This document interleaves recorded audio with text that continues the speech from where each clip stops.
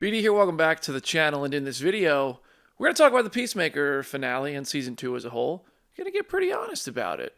If you're new to the channel, welcome to the circus here. Thank you so much for joining, and I hope you'll stick around by subscribing as we close in on 100K. If you're not new to the channel, you might be familiar with some of the Peacemaker content we've been making.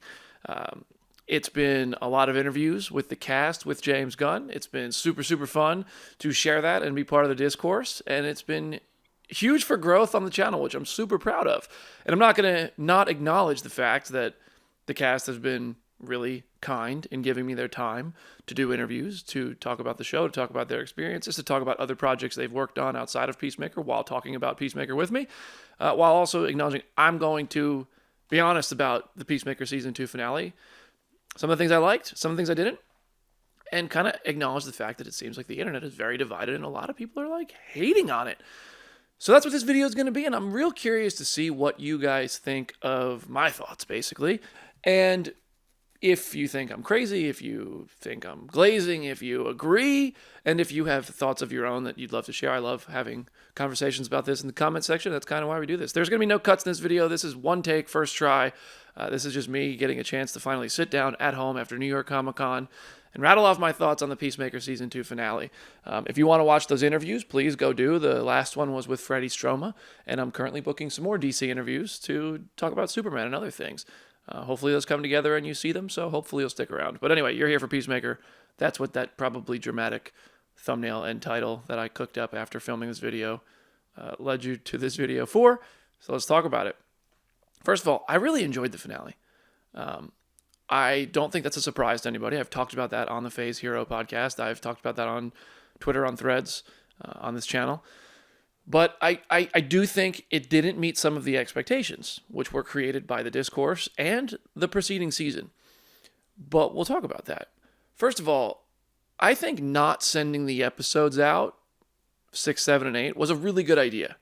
I think that James Gunn and DC Studios team have the trust of journalists, influencers, critics, and fans to this point. And I think that not sending the episodes out put everybody on an equal playing field to theorize and discuss and have fun guessing what's coming next and not have anything spoiled.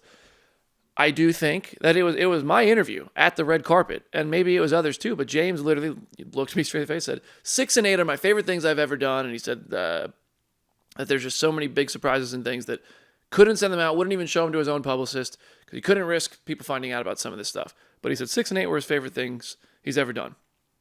This, of course, led people to think, oh my gosh, it's going to be a big, giant Justice League ensemble or something on the heels of Superman. I saw people thinking Batman was going to show up. I mean, there's like, the 2% of me as a fan that sits there and goes, oh, that'd be cool. I hope that happens. What if? But realistically, I never really expected Batman. I did expect cameos based on the discourse, based on the things said about this. I mean, the constant, you might be in luck quote we keep seeing and hearing about Blue Beetle and things like that. But then if you take a step back after watching this episode, you got to realize the things that James Gunn seems to love the most from his resume are the things that evoke the most emotion. Look at what he did with the Guardians trilogy. He didn't throw a bunch of characters in there. In fact, he barely even wanted to work with Adam Warlock in 3. He just put himself in a corner when he put that cocoon in a credit scene, and he's pretty open about that. So I think if you look at when someone like James Gunn says, this is my favorite thing I've ever done, that doesn't mean he's like making a big cameo fest and using all these DC Comics characters that he's, as a nerd, excited to use. That means the people he loves, which are people like John Cena and Jennifer Holland and the cast of Peacemaker, they all seem very close. And the characters that he loves that they play, Peacemaker, Amelia Harcourt, and all that's what he's going to get most excited about. That's what's going to make it his favorite thing he's ever done, is seeing these people perform these scenes, seeing these characters carry out these arcs. And I do think the show delivered that in spades. Episode 6 had that wonderful scene in the interrogation room where I think John Cena and Jennifer Holland did a fantastic job acting. I think Amelia Harcourt was pretty much the star of this season in a lot of ways. And I know people like to go, oh, it's James Gunn's wife. If she couldn't act, that's one thing. Jen is great. She's a sweetheart and she's talented. And the Amelia Harcourt character turned out to be super interesting. And then you juxtapose her with Chris, who I do think went a little fast-paced into just like this love story. But, that was seeded in season 1. But this season, I'll admit, I think it happened kind of fast how that took over his arc. But it worked. Like, for the story they were telling, it worked really well. And that obviously makes sense that James would love seeing. I think John Cena did some of the best acting work of his career in this. I'd argue Jen Holland did too. I don't think I've seen as much of a percentage of Jen Holland's work outside of DC as I have with John Cena's. Like, I've seen almost everything John has done. But I think Jen did a phenomenal job. So if she's done better than this, someone please tell me, and I'd love to watch it. I also think that if the Earth X twist wasn't predicted by everybody online in like week 2 or 3 of this show, that episode 6 would have landed better and people would have been raving about it a bit more. But everybody who's chronically online, and if you're on this channel, you're probably one of these people like me, you knew about this, whether you spotted it yourself, you saw everybody talking about it. And it was to the point that we were like, oh, if it's not that, this is weird. I'll say my mom had no idea it was coming. I've talked to a lot of friends who aren't online that didn't clock it at all. And they were like, whoa. But then those same people, some of those same people, like my mom, for example, I think my mom is a good gauge of this because she watches a lot of television. She watches a lot of movies and she loves this stuff. And after the finale on Peacemaker, she was like, is that it? Like, is that all that's happening? And I was like, yeah, that's it. And she's like, but there's season 3, right? And there's no season 3. She liked it, but she doesn't understand why there's no season 3. And that's going to bring me to my next point. That was a great season finale of television. If there's another season. So this is probably my biggest criticism of the whole thing. And this is not just to Peacemaker. This is to all franchises that are doing this lately. Marvel has done it a ton. There's a Marvel lesson I want to point out that I think they should have learned and applied here and could have avoided some of the backlash they got in the reception from fans, but we'll get to that in a second. First of all, the time between seasons on streaming shows sucks. There's no way around it. I don't understand how we went from getting 23-episode seasons literally every year to 8-episode seasons every other year. That sucks. That kills momentum. It kills discourse. It kills buzz. There's no denying it. I saw Discussing Film put out a tweet of all the shows that have started and ended in the time since Stranger Things season 1 till the ending of Stranger Things, which is only 5 seasons. Like, it's been 10 years. My life 10 years ago was insanely different. And that's just like, I think it happened to Halo. I think it happens to House of the Dragon. I think it happens to everything. These time between seasons sucks. But then not having another season is the only thing worse. I think like Marvel's seeing it a lot where they're doing event series. And I have no idea where we're going to see Moon Knight again. Where are we going to see, Miss Marvel again? She went on to the Marvels. Hawkeye. Where's Kate Bishop been other than animation? And I think it's one thing to try to get your audience to follow you from movies to TV. It's another thing to offer TV that isn't fully connected to the universe. DC has done a much better job of making it cohesive so far. We're early on, but it's been good so far. And I would argue Marvel has kind of lost a bit of the connectivity and the excitement and the event nature due to the sheer amount of content they're putting out and the way that these characters aren't coming back. There's so many open-ended threads in the Marvel Cinematic Universe of Jake Lockley, of post-credit scenes in movies that haven't paid off, and that's kind of lost a lot of trust. Myself included. And I don't want to see that happen to the DC Universe because it's this new exciting thing and we all want it to be good. And I want to see the Marvel Cinematic Universe get back to feeling like we're all going to see that again. Where's Hercules at? I have no idea if we'll see him. Where are we going to see Salvation pay off? Now, I do fully believe we're going to see Salvation pay off. I do fully believe we're going to see Chris Smith again. I'm hearing, that Lanterns is going to directly involve Salvation. And then we go on to Man of Tomorrow. And will Supergirl tie into this? I don't know. But I think not having a Peacemaker season 3 is a bummer because this run of 8 episodes was just a lot of fun. It generated a fandom. It generated a discourse. It generated just tons of reels and memes and fun stuff to be a part of and look forward to every week for only 8 weeks, but it was fun. And not having the ability to directly point to, yes, Chris Smith got left out there on Salvation, Rick Flag Sr. won, and, tune into Peacemaker Season 3 to find out what's next. It would be one thing to say 2 years. It's another thing to say in some future project. Us DC fans, we're going to watch it. Us fans of the James Gunn world, what John Cena's doing, what everybody's doing with these projects, we're all going to find it. I'm going to watch Lanterns and Supergirl and Man of Tomorrow and everything that's coming in Clayface and wherever this pays off, I'm going to be there the same way I am with Marvel and with anything else that tries to jump from movies to TV and back and forth that I enjoy. but I do think it is a challenge that we've rarely seen pulled off. I think the Batman and the Penguin is an exception where it was really, really good in both cases, and I just think there's more people who watched the Batman than watched the Penguin. I don't know that for a fact, but that's what my gut would tell me.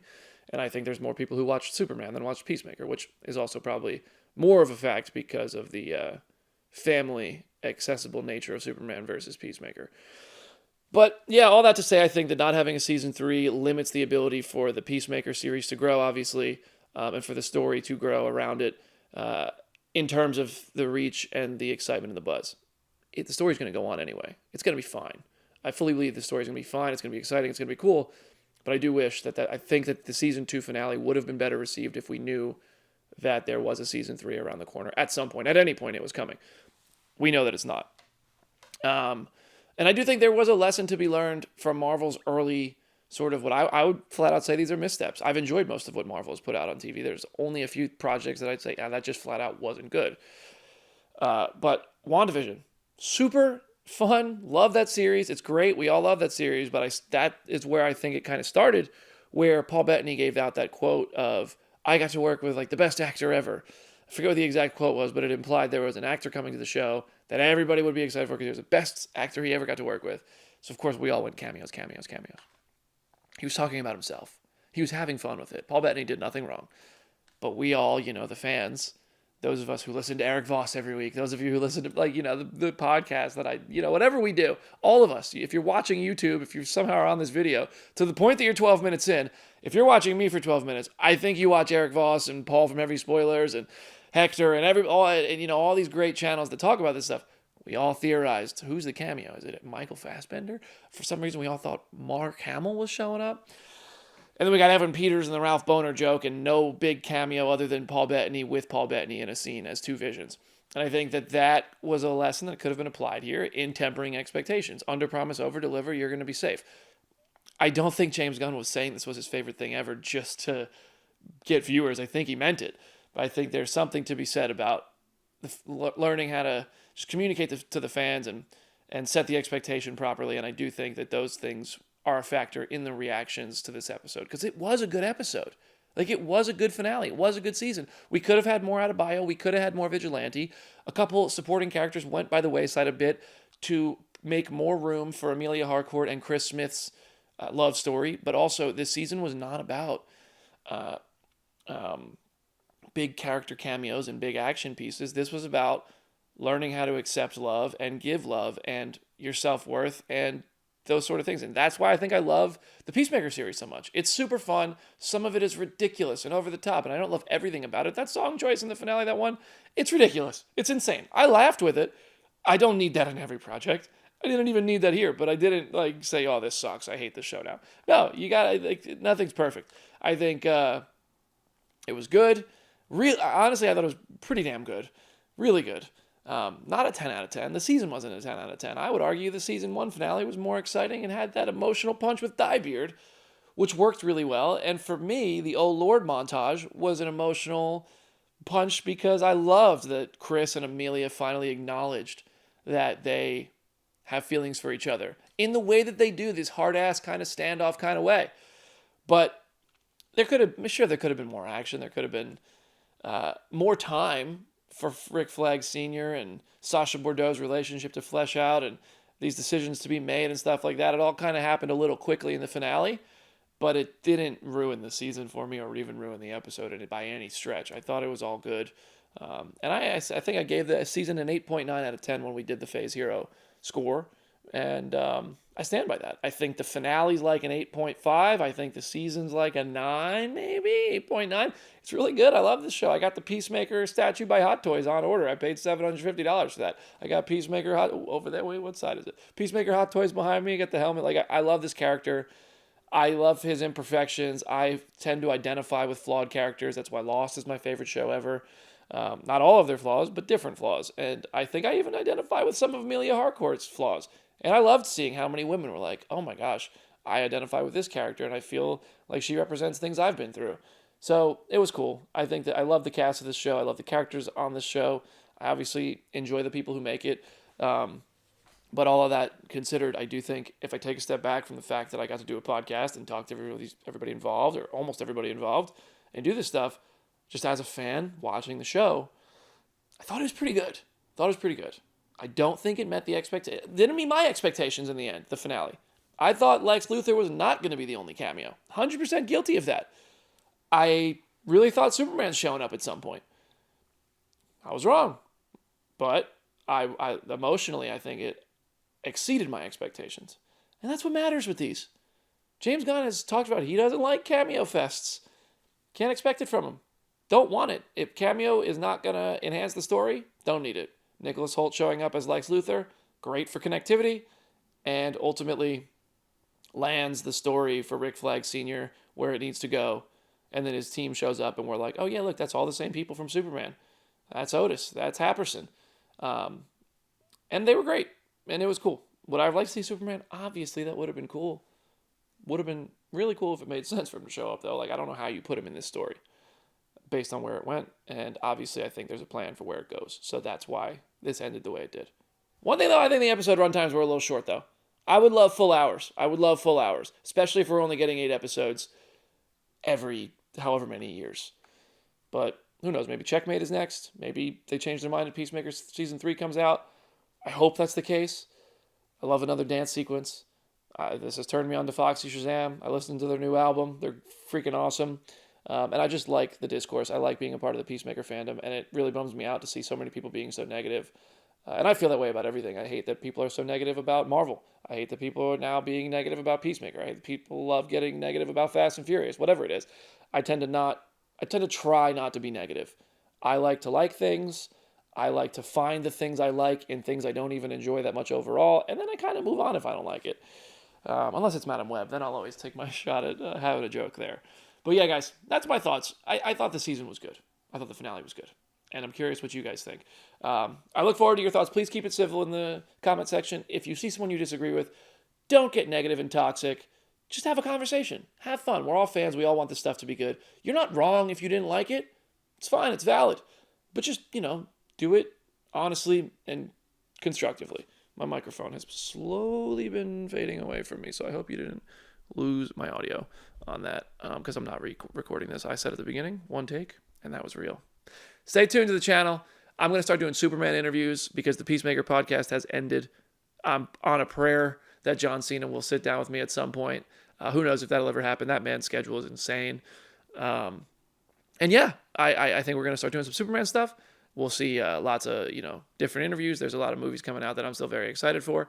And but I'm very excited to see what you guys think of Peacemaker in the finale. And now that we've had time for it to settle. So drop a 10 score for season 2. Subscribe to the channel. Drop a 10 score. And let me know your thoughts. Did it meet your expectations? Were you satisfied with the emotional ending? Or did you need Superman or other things or anything for it to deliver for you? Can't wait to talk about this with you guys. I'll be in the comment section throughout the weekend responding to comments, and see you in the next video. Bye, everybody.